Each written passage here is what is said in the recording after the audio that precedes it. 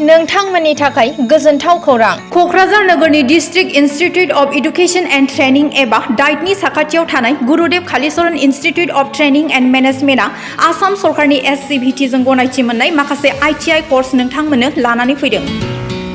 कक्राझाराव थानाय Gurudev Kalicharan institute of training and मेनेजमेन्टआव नोंथांमोननि थाखाय गोदानै मुं थिसननायनि आयदाफोरा जादों SCVT course electrician, computer operator and programming assistant कपा, SCVT कर्स ड्राग्समेन आरो रेडियोल'जी टेकनिशियान।